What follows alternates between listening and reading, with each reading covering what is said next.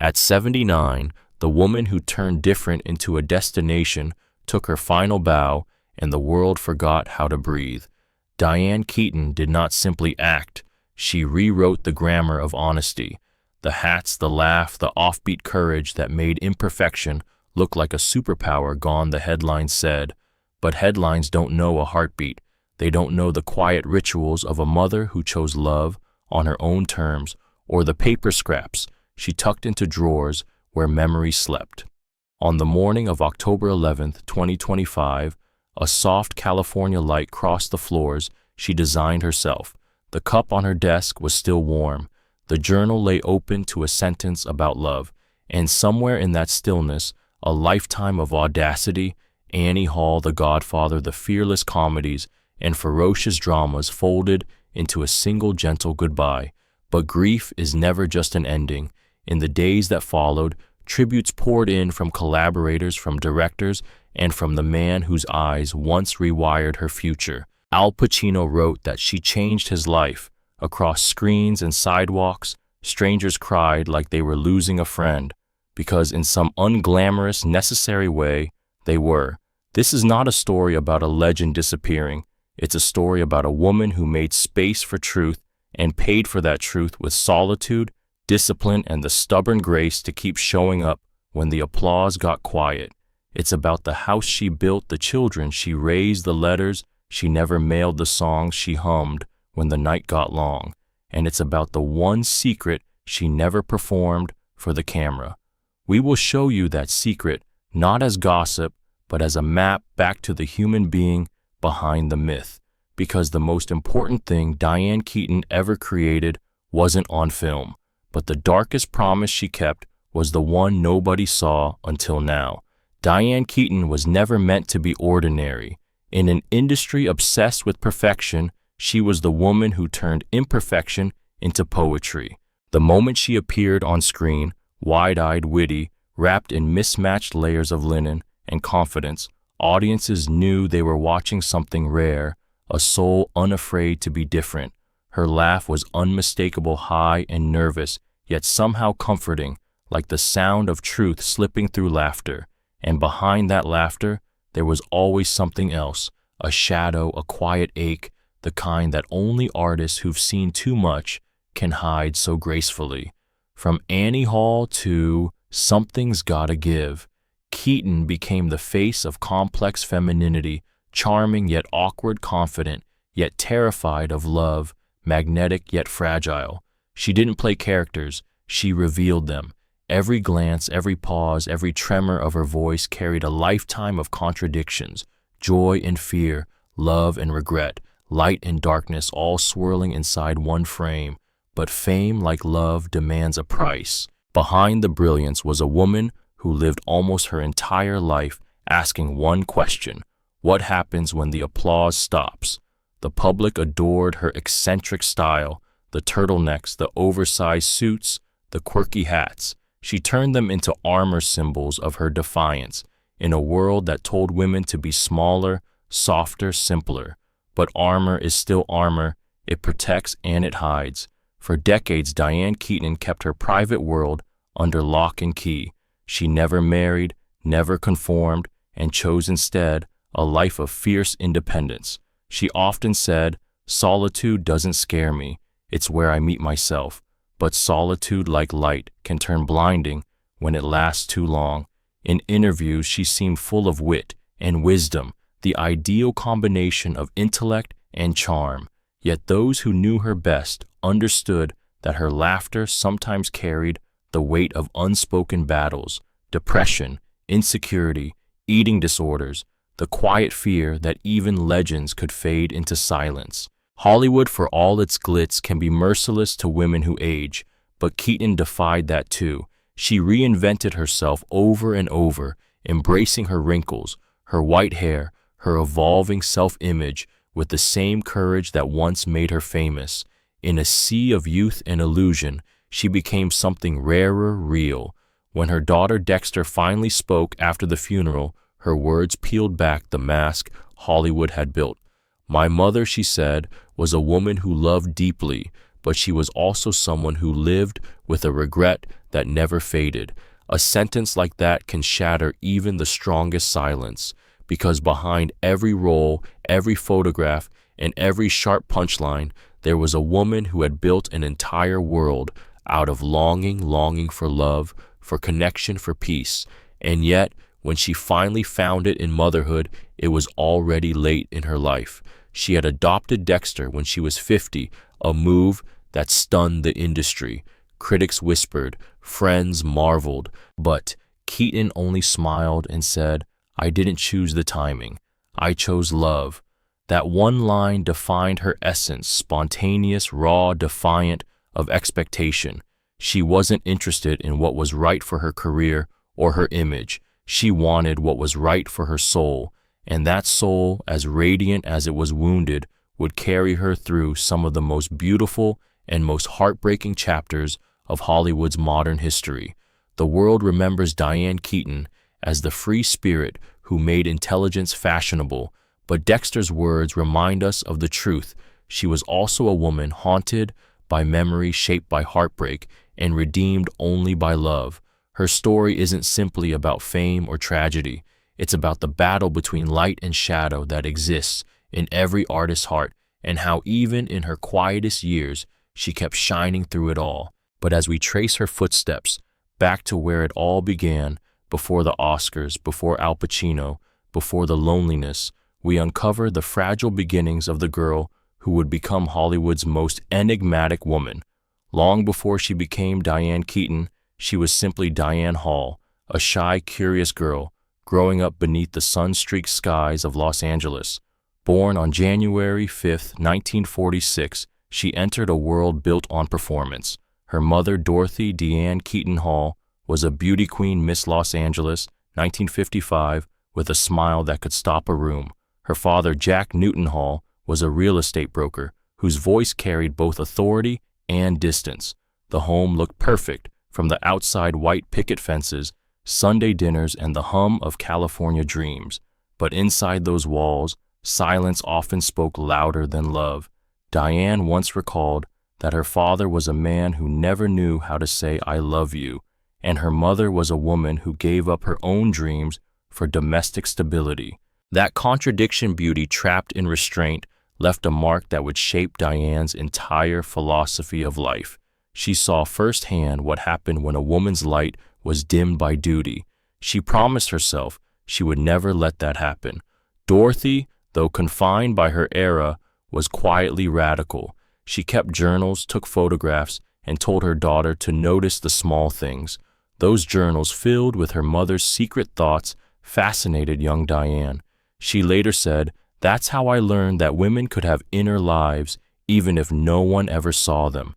It was an inheritance more powerful than money, the right to feel deeply and hide it well. In school, Diane was restless.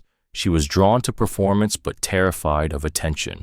She loved singing, copying the voices of Judy Garland and Peggy Lee, but she couldn't stand the idea of being just another pretty girl. She wore strange outfits, spoke too loudly, and made faces in mirrors when she thought no one was watching. Even then, the contradiction was forming. She wanted to be seen, but on her own terms. The Hall family attended a local Methodist church where Diane first discovered the magic of performance. Watching choirs sing and preachers deliver sermons with theatrical rhythm planted the seed that performance wasn't just art, it was revelation. She later said that acting for her was like going to church, the place where truth gets too big for words. But childhood wasn't all wonder. There was a loneliness there too, a quiet kind that doesn't come from neglect, but from being different. She often said she felt like a guest in my own family, as if she was always observing rather than belonging. Her mother's beauty and her father's silence built a strange balance in her half-artist, half-witness. Dorothy's charm taught her the value of charisma. Jack's distance taught her the price of control. Those lessons would become the emotional DNA of every role she ever played, from Kay Adams's heartbreak in The Godfather to Annie Hall's hesitant laughter. By her teenage years, Diane was writing poems and short monologues, mostly about girls who ran away from home but somehow ended up saving themselves. She dreamed not of fairy tales, but of freedom. When she was 17, she watched Mary Poppins in a crowded theater and wept uncontrollably, not because it was sad, but because it reminded her that joy could be performed and that even whimsy could be powerful. That's when I knew, she said years later, I didn't want to live someone else's script. Her rebellion began quietly. She changed her hair, sang in the school choir, and auditioned for every play she could find. At night, she'd lie awake staring at the ceiling, wondering what kind of life waited beyond the fences of suburban California. Her father hoped she'd study law or business. Her mother told her to follow her heart.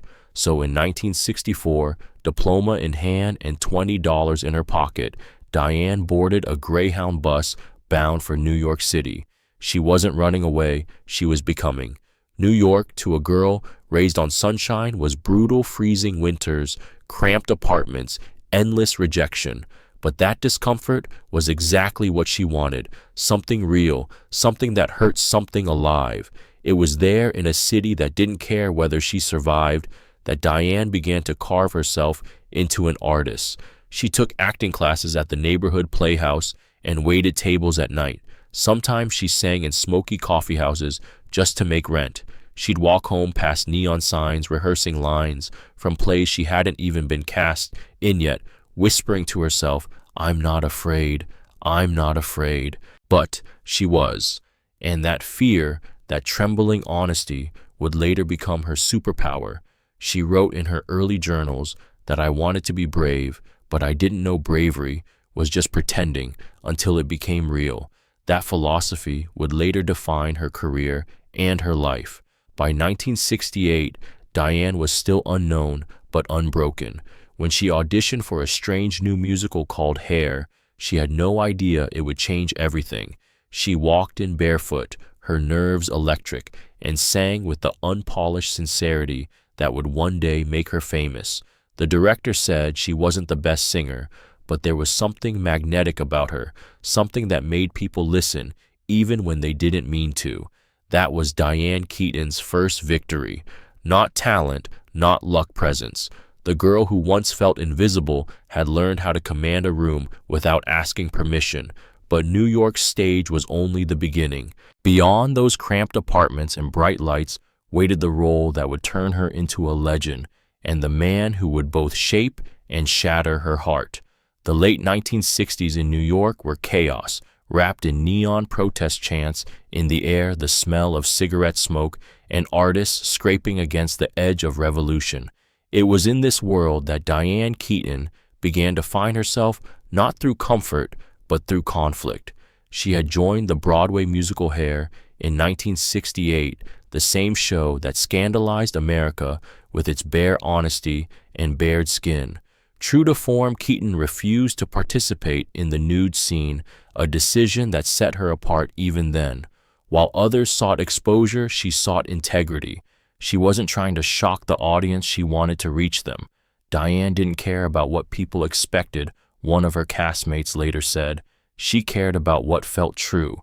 That became the golden thread of her career. From Hair, she was noticed by a small-time casting director who recommended her to an eccentric comedian working on an off-Broadway play. That comedian's name was Woody Allen. Their connection was immediate, not romantic at first, but intellectual electric. Allen was fascinated by her odd phrasing, her sense of timing, and her fearless authenticity. She didn't play for laughs. She was the laugh, unexpected and pure. In 1969, she landed a small part in Allen's Broadway production, Play It Again, Sam. Audiences adored her. Critics called her a walking contradiction, neurotic yet graceful, ridiculous yet irresistible. She had done it. The girl who once whispered her lines to herself on empty New York streets now commanded the Broadway stage. But destiny was only warming up. Hollywood came calling. When Play It Again, Sam was adapted into a film. In 1972, Allen insisted she play the female lead opposite him. The performance turned her into a cinematic curiosity, not glamorous, not fragile, but utterly human. That was the year Francis Ford Coppola saw her. Coppola, already deep into the casting of a sprawling mafia epic called The Godfather, needed someone who could stand beside the volcanic presence of Al Pacino and still remain luminous. He didn't want another Hollywood face. He wanted real emotion, someone who could carry light into the darkness. Keaton walked into the audition wearing a floppy hat, a nervous smile, and a spirit that couldn't be faked. Coppola was transfixed. She was the light, he later said, exactly what Michael Corleone needed to destroy. And so in 1972, Diane Keaton became Kay Adams, the quiet heartbeat of The Godfather. The film changed everything. It wasn't just a role, it was an initiation. Standing across from Al Pacino, intense, magnetic, and devastatingly private, Keaton felt something she couldn't name. The chemistry between them was undeniable. It was professional at first, but their connection deepened with every take, every glance, every shared silence between scenes. He was the storm, she would say years later, and I just stood there, watching it happen. The movie premiered, and overnight Diane Keaton went from unknown stage actress to Hollywood phenomenon. But fame, like the flash of a camera, fades quickly. Keaton knew better than to believe in it. Still, she couldn't deny that something inside her had changed. When she returned for The Godfather Part 2 in 1974, she carried more gravity, more pain, more of the world's weariness in her eyes. Her final scene, the quiet closing of a door between Kay and Michael, became one of the most haunting images in film history. It wasn't just acting, it was autobiography. It was a woman closing the door on every man who ever refused to listen. After The Godfather, she could have become just another Hollywood archetype, the ingenue, the love interest, the muse. But Keaton never followed predictable paths. Instead, she turned back toward comedy, toward truth disguised as laughter. Her next project with Woody Allen, Annie Hall, 1977, would not only redefine romantic comedy, it would redefine her. In Annie Hall, she wasn't pretending. She was the character, clumsy, radiant, and unfiltered. The way she said la-di-da wasn't written. It slipped out naturally, a verbal shrug that became one of the most iconic expressions in film. She wore her own clothes, loose vests, baggy pants, men's ties, turning her personal style into a global phenomenon. For that role, she won the Academy Award for Best Actress, but she later said, "The trophy didn't mean much. What mattered," she said, "was that I finally played someone who felt like me." Through the 1970s, Diane Keaton became the symbol of a new kind of woman, unpolished, real, self-sufficient. She didn't apologize for being strange, and in doing so, she gave an entire generation permission to do the same. But even as she climbed higher, the ground beneath her began to tremble. Behind the laughter, behind the effortless charm, Keaton wrestled with something no one saw, a deep fear of impermanence, of being loved only until the next applause. She once wrote in her diary, "Success feels like a room where the lights never turn off. You can't sleep, you can't hide, you just keep smiling until you forget why." Fame had brought her everything she dreamed of, but it had also taken something away: privacy, peace, stillness. And in that restless quiet, she began to long for something more human than applause, something like love. It was around that time her friendship with Al Pacino transformed into something much deeper, something wordless. They never announced it, never labeled it, but Hollywood knew. The cameras caught glances, shared laughter, long silences. What Diane and Al shared was not a romance in the traditional sense. It was an unfinished story, one written in the margins of their art. She once said, "He made me feel like I was always standing in front of a mirror that told the truth." That truth, raw, painful, impossible, would follow her for decades, because even after The Godfather, Annie Hall, and every success that followed, a part of Diane Keaton remained that same young woman from Los Angeles, looking for a place where love and freedom could finally coexist. But at the very height of her fame, when the world saw only light, Diane was already standing on the edge of shadow. The love that inspired her greatest performances would soon become the heartbreak that haunted her for life. By the late 1970s, Diane Keaton was no longer just a name. She was a phenomenon. She had conquered both coasts, Broadway and Hollywood, and had become the embodiment of a new era in cinema women who were allowed to be imperfect, eccentric, and profoundly real. She wasn't the porcelain goddess that old Hollywood adored.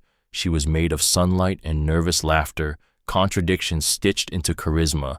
After Annie Hall, she was unstoppable. Offers poured in. Looking for Mr. Goodbar 1977 showed her in a chillingly different light, a woman exploring danger, desire, and destruction. Critics were stunned. Some said she had shown too much. Diane didn't care. If you want truth, you have to be willing to embarrass yourself, she told a reporter, half smiling behind dark glasses. Every role she touched seemed to mirror something hidden inside her. When she played Teresa Dunn in Good Bar, audiences saw vulnerability. Diane saw confession.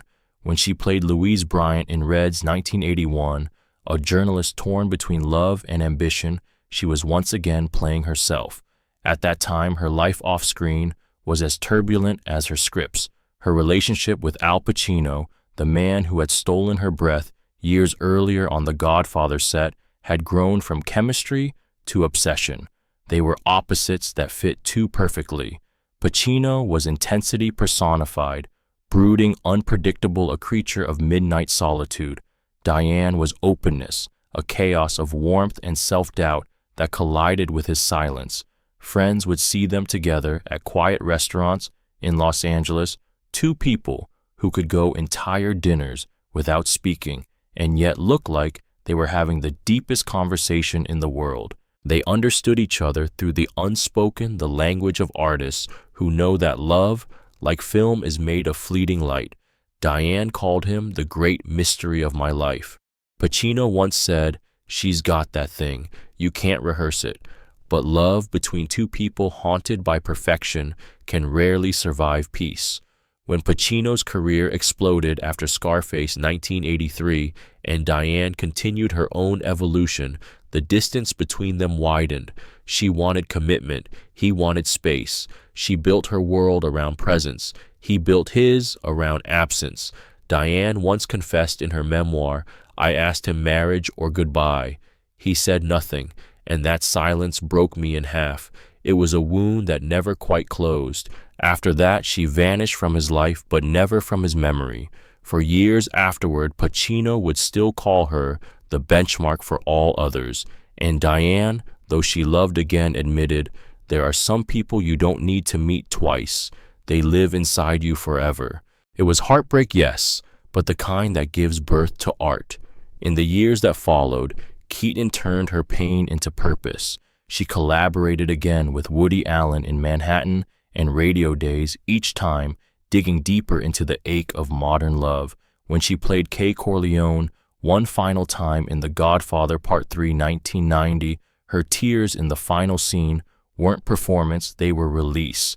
She later said, "When I looked at Al, in that moment, I wasn't acting. I was remembering." That's what made Diane Keaton untouchable. She didn't pretend to feel, she remembered how it felt. As the 1980s closed, Hollywood began to change. Younger faces filled the screens, but Diane aged fearlessly. She stopped chasing the spotlight and started creating on her own terms, directing, writing, photographing, and most importantly, adopting. At 50, when most actresses were being quietly pushed aside, she did something radical. She became a mother. In 1996, she adopted Dexter Dean Keaton, a baby girl who would become the center of her world. 4 years later, she adopted Duke a son. She said, "I didn't need to give birth to be a mother. I just needed to love them." It was a decision born from solitude and from every heartbreak that came before. The love she couldn't keep with Pacino, she poured into her children. The tenderness she once hid behind her humor now filled breakfast tables and bedtime stories. She traded red carpets for morning cartoons, award ceremonies for school plays. For a woman who had spent decades performing motherhood was the first role she didn't have to audition for. Her friends said she glowed differently then. One of them remembered visiting her Brentwood home. She'd be in the kitchen flower on her sweater, laughing. The woman who once belonged to the whole world finally belongs somewhere. But even joy carries memory. In the corner of her study sat a small framed note, handwritten, slightly stained, signed simply Al. She never spoke of it, but she never moved it either. When asked about Pacino years later, she smiled that familiar half-smile and said, "He's a part of my history." That's enough. The world saw her as a legend. She saw herself as a survivor of love, of fame, of loneliness. Each film, each laugh, each awkward smile was a page in the diary she never stopped writing. By the time she reached the late 1990s, Diane Keaton had become both muse and matriarch, an artist who refused to surrender to the cruelty of time. She was no longer chasing dreams. She was curating meaning. But even as she built this quiet empire of peace, the ghosts of her past never quite left. Late at night, after her children had gone to bed, she'd sit by the window with a cup of tea and an old jazz record playing. Some nights she would watch The Godfather again, not for herself, but to see him. Her daughter Dexter once said she'd find her mother smiling softly at the screen, whispering to no one, "We were kids." That smile carried the entire history of her heart, joy, regret, and acceptance folded into one expression. But time, as always, takes back its gifts, and as the years slipped quietly by, Diane Keaton, the woman who once made the world laugh through tears, would face her most silent battle yet: the slow fading of the body, the memories, and the applause.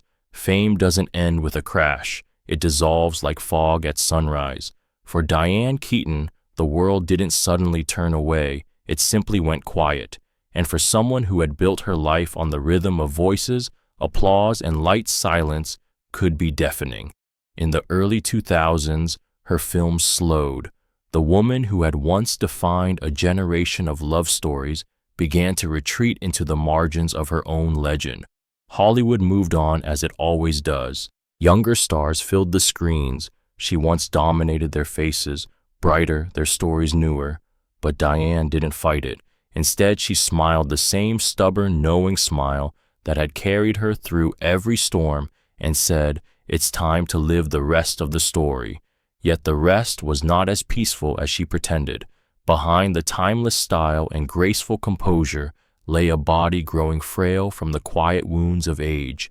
Years of relentless filming diets and emotional strain had left marks the public would never see. She developed chronic pain in her joints, struggled with the remnants of an eating disorder she'd battled since she was 25, and faced the cruel irony of fame that the world still adored her image even as her reflection no longer matched it.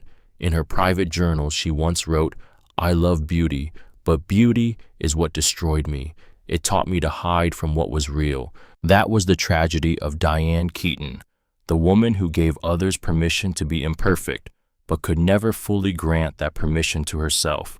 Her daughter Dexter later shared that there were days when her mother seemed distant, not unkind, just lost inside her own thoughts. She'd sit in her chair looking out the window for hours, Dexter said. Sometimes I'd ask what she was thinking about. She'd say, "Nothing important, just the light." But behind that simple answer was a mind wandering through memories too heavy to speak aloud. She had outlived nearly all the men who once defined her cinematic life: Jack Nicholson, Warren Beatty, and the one she never forgot, Al Pacino. Though their romantic chapter had long closed, their lives remained forever entangled by memory. On Pacino's birthday, she would disappear for a few hours, leaving only a note on the kitchen counter, a day for things long gone. No one ever asked where she went. Some secrets deserve to stay sacred. In those later years, Diane found refuge in her Brentwood home, a sunlit space she had designed herself, filled with reclaimed wood, antique mirrors, and ivy crawling up the walls. It wasn't a mansion, it was a museum of memory. Each photograph, each book, each scrap of paper had meaning. She called it the house that keeps my ghost company. Visitors said it smelled like coffee lavender and dusted film reels, the fragrance of an artist who never stopped creating even when no one was watching. She would spend hours arranging furniture, repainting walls, or restoring old photographs. She believed houses were like people, they needed care to stay alive. But beneath the calm domestic rhythm was a quiet battle against illness. Her skin cancer, first diagnosed in the 1990s, had left scars that makeup couldn't erase. Some mornings, she would gently touch the small mark on her cheek and smile as if it were an old friend she'd learned to live with. She called it my proof that I survived. Still, survival came at a cost. In her last interviews, she hinted at an invisible fatigue that had followed her for years. I'm happy, she said, but I get tired of pretending that happiness doesn't take work. When Dexter spoke after her mother's death, she revealed what those final months had truly been like. Not glamorous, not tragic, but heartbreakingly human. She didn't want nurses. She didn't want hospitals, Dexter said. She wanted home, her music, her garden, her books, her tea. That home became her sanctuary, a sunlit temple of fading light. She would hum Moon River in the kitchen, her voice trembling but clear. She'd laugh at her old photographs, talk to the plants she'd named after film characters, and tell Dexter, I don't want to be remembered for the movies. I want to be remembered for being present. And she was, until the very end.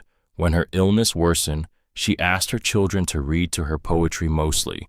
Emily Dickinson Rilke, and sometimes her own favorite line from Reds, anything worth doing is worth overdoing.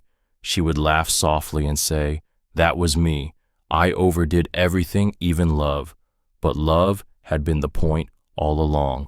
On October 11th, 2025, in the golden calm of a California morning, Diane Keaton slipped away quietly in her armchair, a half-finished cup of tea beside her, and sunlight pooling across her lap. There were no cameras, no last interviews, no audience, just peace. Her children found her journal open on the desk. On the final page, she had written, I have lived and I have loved. The rest let the light keep for me. That was her farewell, elegant, simple, eternal. News of her passing spread faster than her fame ever had. The industry froze. Tributes poured in from across the world. Meryl Streep called her the architect of sincerity. Steve Martin said, she taught us that humor could heal. And Al Pacino, the man whose shadow followed her for half a century, released a single line, she was the quiet mirror of my heart. It was the most beautiful silence she had ever been given. But legends don't vanish, they transform. And even as Hollywood mourned, something remarkable happened. Diane Keaton's presence began to grow stronger than ever, not through fame, but through memory. What she left behind was not a void, but a legacy that refuses to fade. Even after her passing, Diane Keaton did not disappear. Her presence seemed to ripple through the world like an aftershock of grace, subtle, invisible, yet everywhere. For nearly 50 years, she had defined what it meant to be both fragile and fierce, and now, in absence, that lesson had only grown louder. The morning after her death, Hollywood Boulevard filled with flowers, not lavish bouquets from studios, but small, mismatched arrangements, daisies, wild roses, tulips, the kinds of flowers she would have chosen herself. Someone left a handwritten note taped to her star. You made us brave enough to be weird. That was the truth of Diane Keaton's legacy. She made authenticity fashionable. Before her, Hollywood demanded polish. After her, it craved truth. Her films became sacred texts for anyone who had ever felt too strange to belong. Students at film schools still studied the rhythm of her dialogue in Annie Hall. Fashion students examined the rebellion in her oversized suits and ties garments that once shocked red carpets but now filled runways. And young actresses across the world spoke her name as if it were a secret password for courage. Anne Hathaway called her the compass of sincerity. Emma Stone said Diane made it okay for women to be complicated, for our laughter to sound like crying and our crying to sound like freedom. It wasn't just about what she wore or what she said, it was about how she existed. Diane Keaton's career was a conversation between truth and fear, between the mask and the mirror. She turned awkwardness into art, vulnerability into elegance, and solitude into sanctuary. Even as the years dimmed, her physical light, her work continued to evolve, directing films, restoring homes, writing memoirs, photographing forgotten buildings across California. She believed beauty wasn't in the flawless, but in the weathered. Cracks, she once said, are where light learns to enter. That line would come to define her posthumous legacy. After her passing, her Brentwood home, the same sunlit refuge where she spent her final years, was preserved by her children Dexter and Duke exactly as she left it. The white walls still carried the faint scent of cedar. Stacks of old Polaroids covered the desk by the window. Her typewriter remained open, a ribbon of ink still threaded, a single page half-typed. Light stays where love lingers. The house was more than architecture. It was autobiography. Every corner reflected her obsessions: memory, structure, imperfection. Visitors described it as stepping inside her mind, full of warmth, eccentricity, and the quiet hum of unfinished thoughts. Her children made sure it stayed that way. They refused to turn it into a museum. Instead, they called it Mom's house still breathing.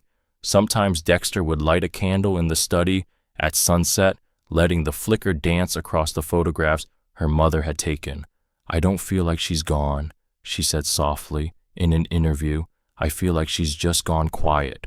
And in that quiet, the world began to speak her name differently, not as a celebrity, as a symbol.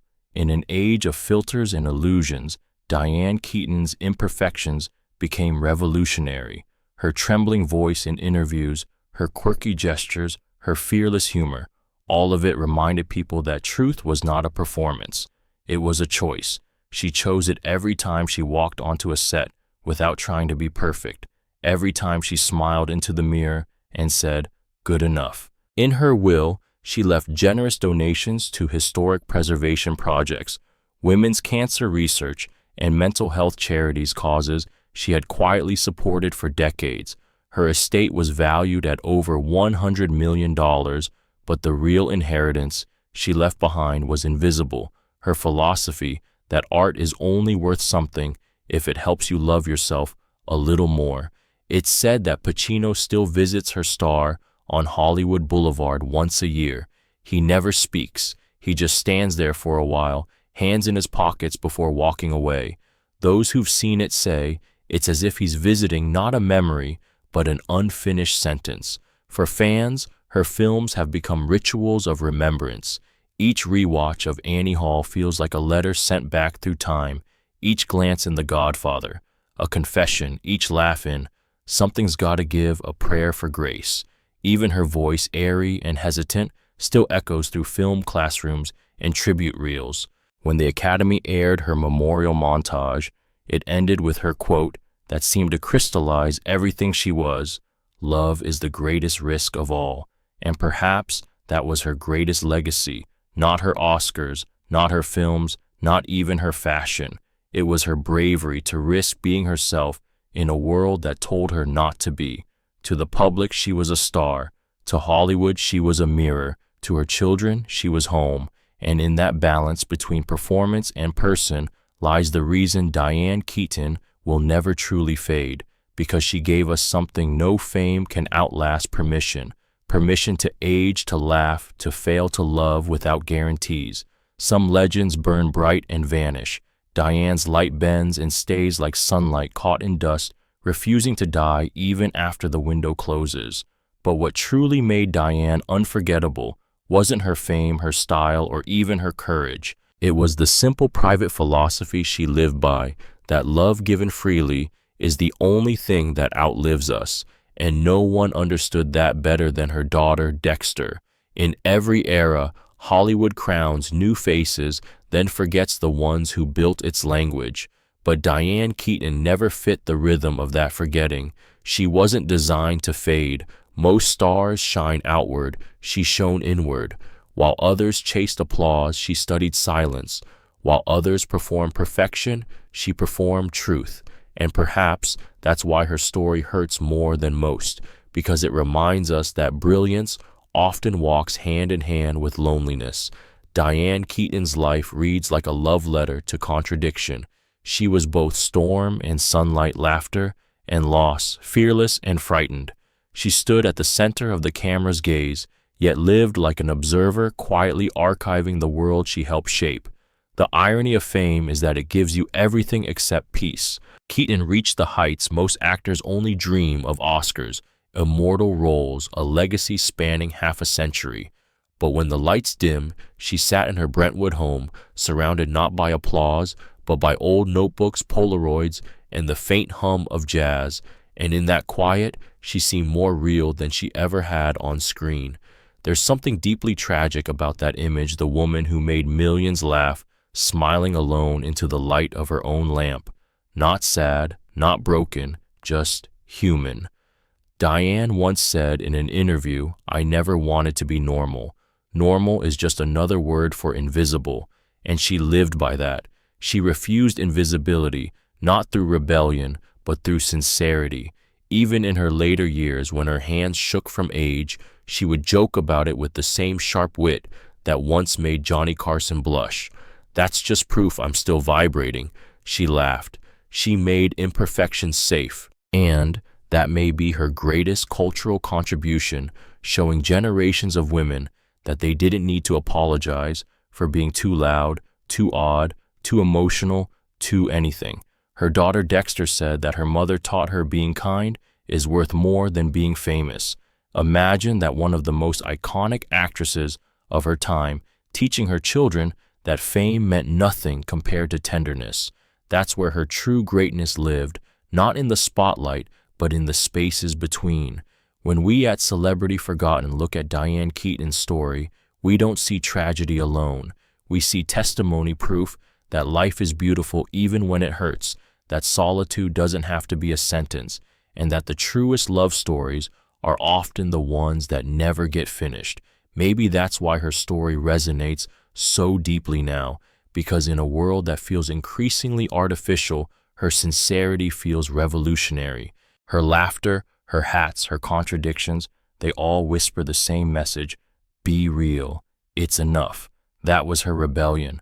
Not glamour, not shock, not scandal, just honesty, raw, trembling, impossible to fake.